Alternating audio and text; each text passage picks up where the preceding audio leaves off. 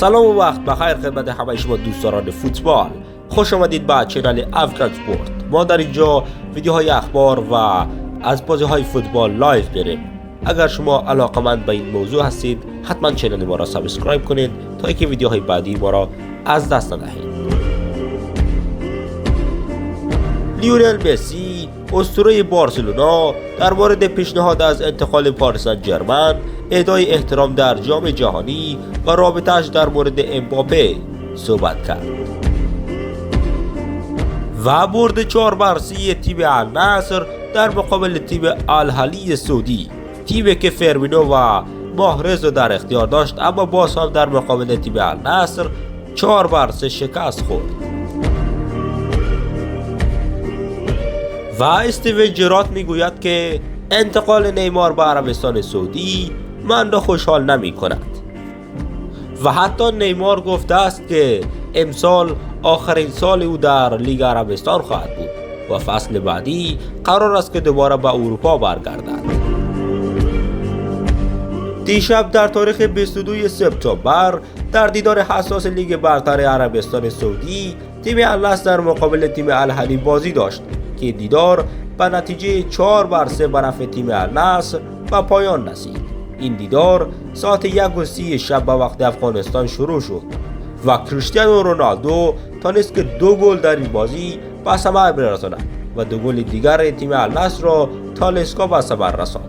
دیشب کریستیانو رونالدو خیلی خوب بازی کرد و این را مربی تیم النصر هم تایید کرده و گفته است که رونالدو چیزی عجیبی است و همیشه می‌خواهد که بهترین عملکرد خود را در مقابل همه تیم‌ها به نمایش بگذارد. رونالدو یک عجوبه فوتبال است و همه ما باید به او احترام بگذاریم. و نگفته نماند که تیم الهلی عربستان بازیکنان خوب مثل فرمینو، محرز و دیگر بازیکنان را در اختیار داشتند اما باز هم در مقابل تیم النصر شکست خوردند.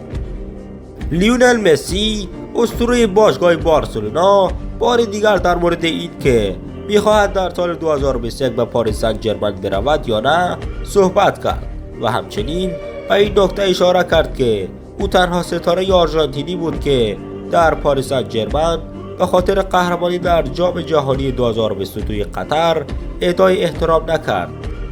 لیونل مسی در مصاحبه‌ای که با گرانادوس در یوتیوب پخش شد گفته است که حقیقت این است که آنطور که انتظار داشتم نبود، اما همیشه میگویم که همه چیز به دلیل اتفاق میافتد و اگرچه من در پاریس سن ژرمن عملکرد خوبی نداشتم اما باید در آنجا قهرمان جهان میشدم.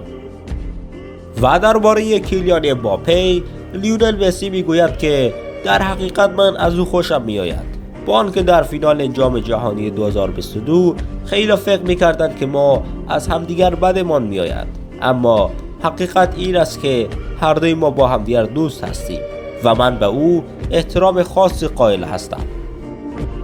و استیون جرارد در مورد نیمار و در مورد ورود نیمار به عربستان برای پیوستن به الهلال گفت انتقال نیمار به لیگ عربستان خوشحالم نمی کند، زیرا او و تیمی که من مربیگری می کنم نیامده است. با این حال او بدون شک بازیکن قابل توجهی است. خیلی ممنون که این ویدیو رو تا آخر تماشا کردید. اگر بخواید که ویدیوهای بعدی ما را از دست ندهید حتما چنل ما را سابسکرایب کرده و این ویدیو رو لایک کنید. خیلی ممنون.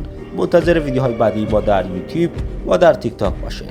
زنده باشین، سلامت باشین و زنده باد انسانیت.